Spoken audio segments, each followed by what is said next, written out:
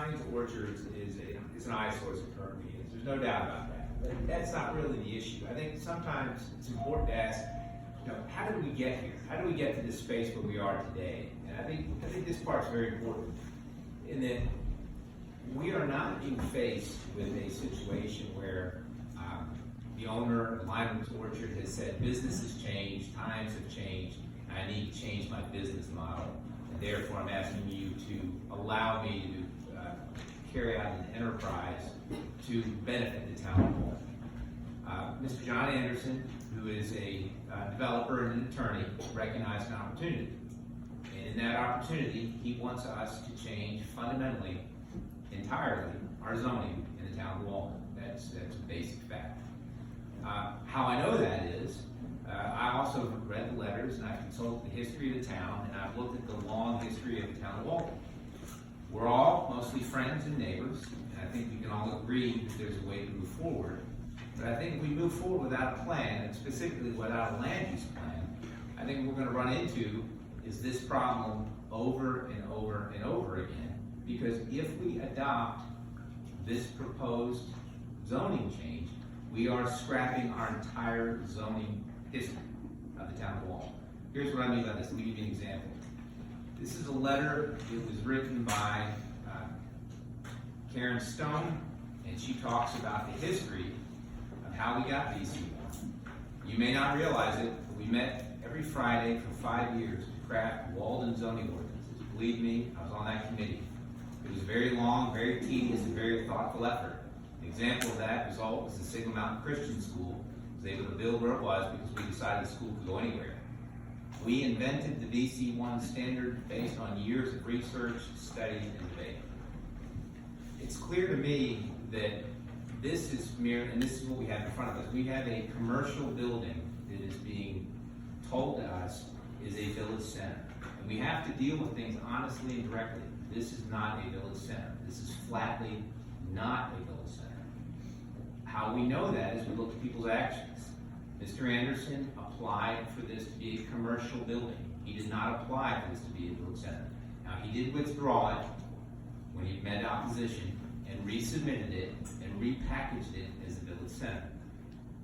I feel confident that Mrs. Stone, Billy Ansel, Creed Bates, Ken Bell, Betty and Sam Chester, Sally and Whitney Duran, Fred Hetzler, our first mayor, Mary Margaret Hetzler, Mickey Robbins, Joe and Jeannie Robbins, Sam and Sally Robinson, who I've spoken to recently about this, and many others, never intended, when they came up with the zoning in the town of Walden, for a grocery store with a 60,000 square foot parking lot in front of it be called a village center.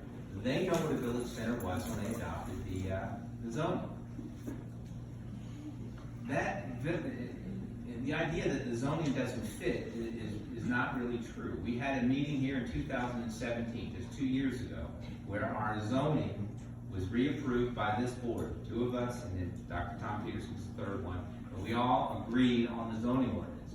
And the reason I think this is important is because if we want to have a change, if we believe that having a grocery store is the best and highest use of this land, then what we need to do is change our zoning. We don't need to call it something that it's not. We don't need to call it a village center. It's a grocery store, it's a commercial building. I have serious and grave concerns about what's going to happen if we approve this. I asked Mr. Anderson the name of the grocery store at the last meeting, and he wouldn't tell me. If this is such a great thing for the town of Walden, it will be a great thing when the person who's going to build it comes in front of us and says, "Hi, my name is Lee Davis, and I'm planning on building a grocery store. Here's the name of it. Here's what we're going to do with it." The same thing with the other 2 buildings. The 2 other buildings that are going to be proposed are up to 6,000 square feet. Those things should cause everybody great concern. They're going to be on Taft Highway. They're going to be, each of those is larger than our commercial zoning allows. Now, I think this is critically important. This zoning requirement, this is not something that I came up with. It's not something the mayor came up with. This zoning requirement was the thoughtful deliberation of previous aldermen and previous mayors who sat up here for decades. We are simply the custodians of these elected offices while we're here. The decision that we're going to make is going to affect this town for decades. If it is a good decision, and it may be a good decision, it'll be a good decision when we get some basic questions answered. The first house my wife and I bought back in the mid-90s was Billy Ansell's old house. We bought it from the estate, his grandson sold it to us, and one of the first things we learned was you need to know when you flush the toilet where things are going to go. that house was the second most dilapidated house in the city in Walden. We bought and renovated. And Heather and I bought the most dilapidated house over the top side. 20 years ago, we did the same thing over there. Anybody who's lived here for any length of time knows you have got to get the SH-T figured out first before you build the project. Here's the problem with thinking that if you build the project, the state will be okay with it. We're all here. We care about what's going to happen across the street. We should demand, the only responsible course of action for us is to demand whoever is going to build out there come forward with us and show us the plan of what's going to go in the ground and how it's going to work. And if it costs money, it costs money. But they need to do that. We don't want moccasin bend smells at the corner of Timesville Road. We just don't. We need to stop it on the front end. Here's the problem with thinking that the health department will take care of it. There's nobody else protecting us. You know, we are protecting ourselves. We're protecting each other. Here's the scenario I see. Mr. Anderson gets a contract with a grocery store. He makes a nice profit, as he should. The grocery store will not own the land. It's going to be an LLC, and they're going to lease it to the grocery store. And the grocery store is going to be out of Abington, Virginia, and the management company is going to be out of Abington, Virginia. And then the health department is going to say, here's the plan that you follow, and they will build it correctly. The first time an 18-year-old kid working at the grocery store throws a slop bucket full of chemicals down into that septic system, it kills the biological material down there. The system is dead. And then we come back, somebody complains to us, it falls upon us as the town, as the mayor and the alderman. And we go to the state, or we go to the state and we say, well, you issued this permit, it's not working, what's the problem? They're going to say, that is an enforcement issue. Talk to your codes officer, the same guy who we're talking to now about limbs over Wilson Avenue, right? We should trim those limbs. That's going to be how we're going to have to send a codes officer. Mr. Anderson's not going to own the grocery store. We can't send him down to his house in Hampton. It's going to be somebody else at a state, and we're going to control, well, we don't own the land, we're the grocery store, we're leasing it from another company, and we're going to have an environmental problem. And then many of you, or people who buy your homes, or future generations are going to come back to us and say, who could have stopped this problem before it got started? It all looked good on paper, right? We're the only ones that can stop it. The three of us are the only ones that can stop it. And you, by expressing your opinions, should hold us accountable to that. If this is a good idea, it will be a good idea a year from now, or 6 months from now. There's no downside to it. The hall, we need to step back and say, why, when we say, how did we get here? The fear of the hall tax leaving drives us to have sales tax. We want sales tax, right? We all do. Wouldn't a good town plan at that area tell us what the highest and best use of this property would be? Then we could develop a town corridor from Timesville Road all the way up to the Fairmount Orchard and beyond, and figure out what we want to do with it. The other concerns I have is you're going to build a road with one curb cut on Timesville Road. One. How many of you have had problems going in and out of Pruitt's on a late afternoon traffic? You got one curb cut that's coming in out of Timesville Road. You don't have a traffic light. You don't have any way to get in and out of it. You're going to have young drivers coming in and out of there. Can you imagine coming left? Can you imagine coming left out of that grocery store? People are coming 40 miles down the hill because they're going to leave the speed limit. In the fog, somebody's going to get killed. Someone's going to get killed coming out of that parking lot. And you're gonna rightfully say to us, why didn't we demand the traffic study on the front end? And I don't, it's not the 1 to 3 second delay, it's how are you gonna safely get in and out of that parking lot? That parking lot's gonna be lit up till 11 o'clock at night. Where does trouble happen after 9 p.m.? Where there are lights, right? Where there are lights. The only lights from the Sequatchie County line down to Pruitt's will be sitting right at the top of it.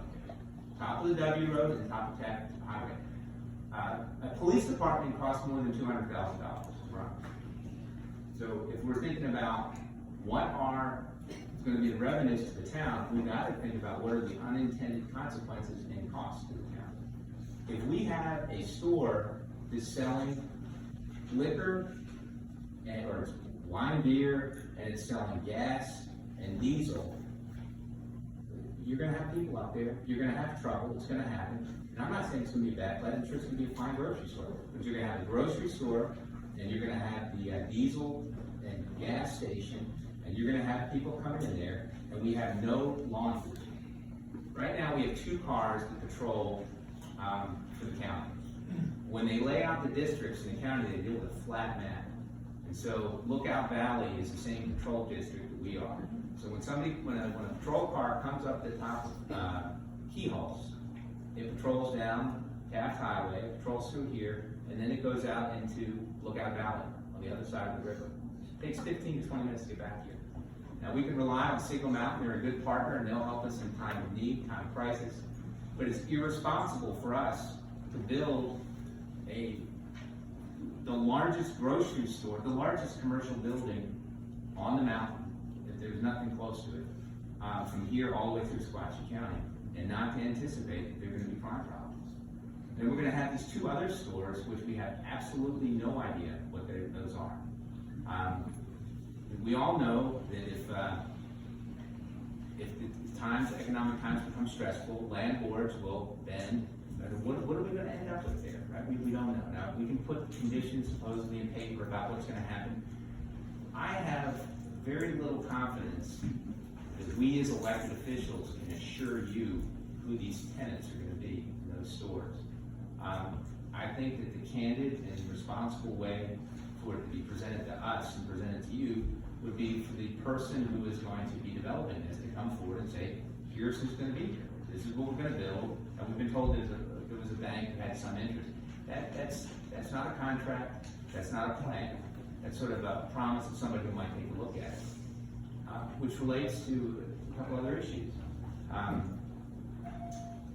We can just see by the number of people that are in here. Many people in favor of this, many people that are opposed to it.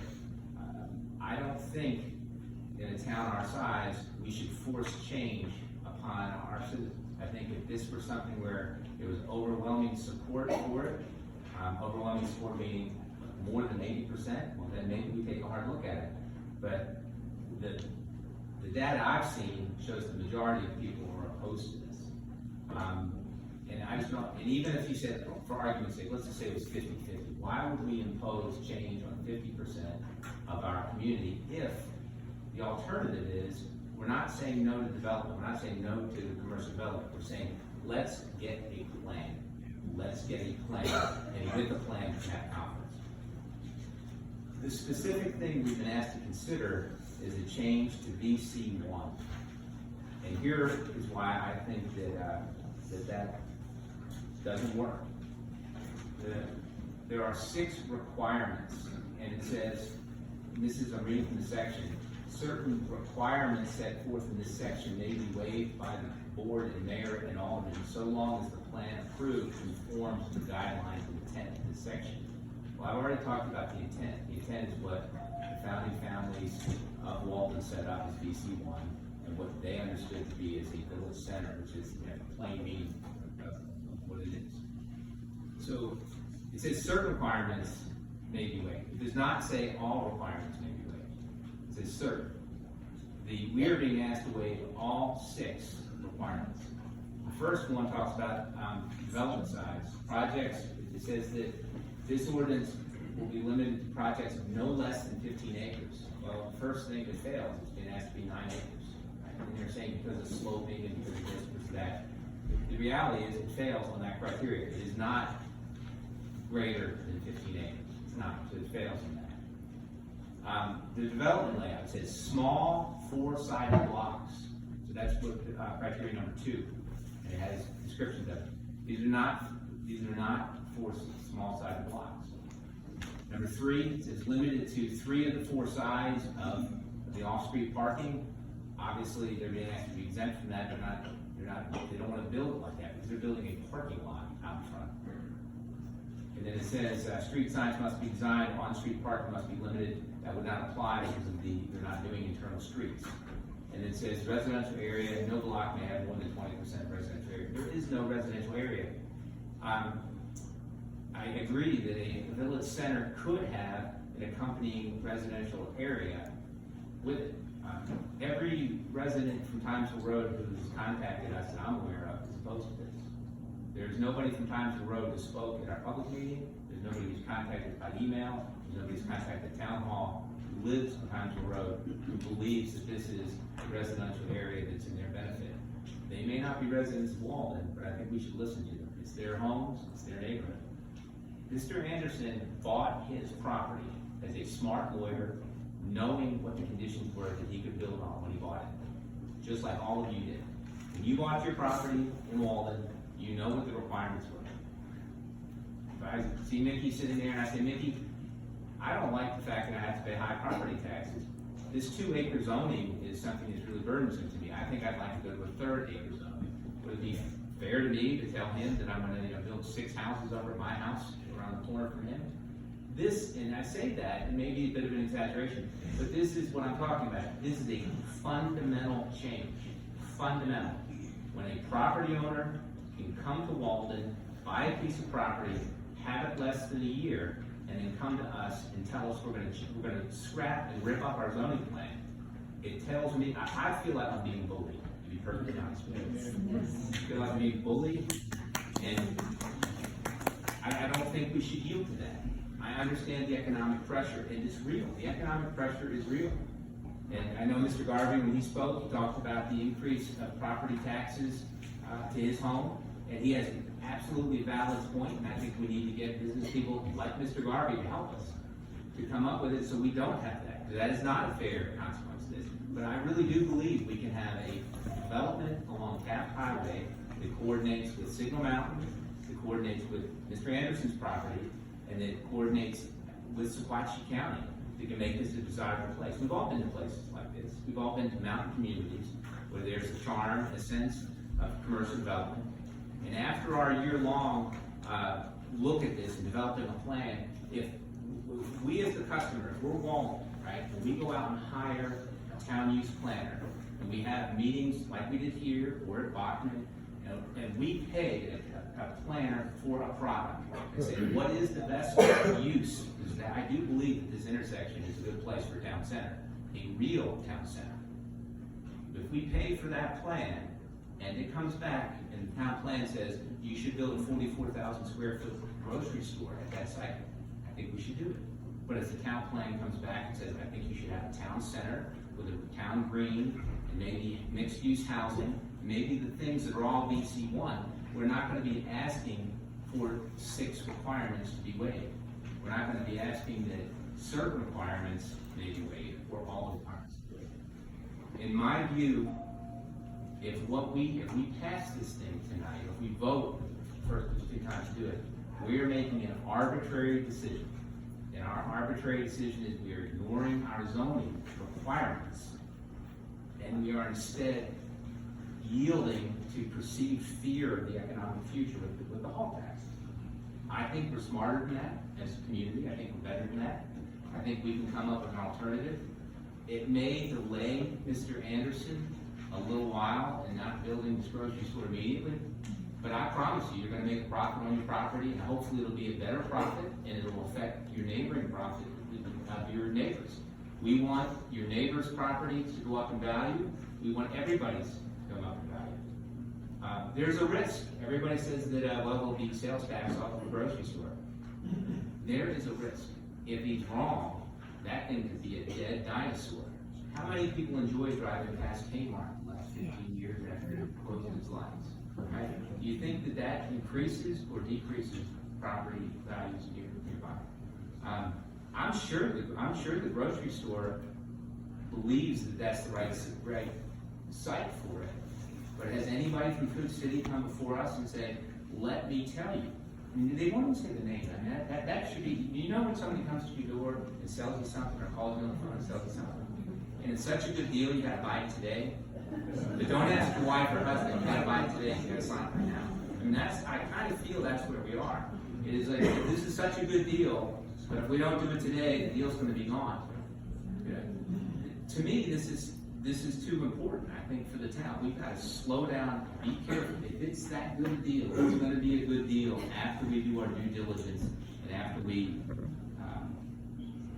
as the customer, have our town plan, and we have input from everybody, because we do need commercial development in Walden. We need to be responsible for commercial development. The last thing I just want to say is, I do believe that if we move forward as we are now, there's going to be irreparable harm to the town. I think that the potential with the septic problems we're talking about, that would be irreparable harm. We heard from a retired expert who did this for the state in our last meeting. He spoke to me very convincingly and sort of without emotion about what he saw the concerns to be. If we move forward with this thing, I mean, once that's in there, once that drip system's in there, there's no going back on it. We got a dead system.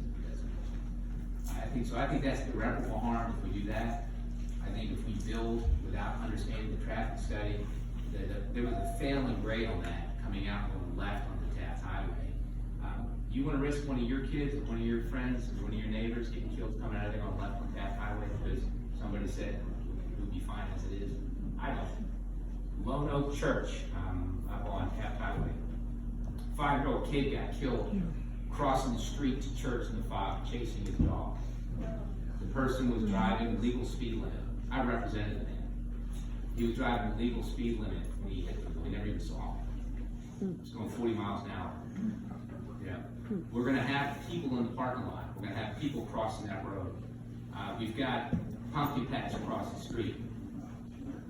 We do not need to approve this thing based on that. There's irreparable harm that could come to us if we're not careful. We've got environmental problems today we sorted out. We've got the basic fundamental zoning that I think is wrong. We've got the issue of we have no police department and no plan on how we're going to police. And then we've got the fundamental traffic. And then we heard the concerns just about the rain runoff. I'm skeptical of anybody telling me on a piece of paper it's going to work. I want to see the person who's going to build it come in front of us. But respectfully, I think those are the concerns that I have. My recommendation would be we would deny the motion, not because we don't want commercial development. We want commercial development because it's premature and there are too many unanswered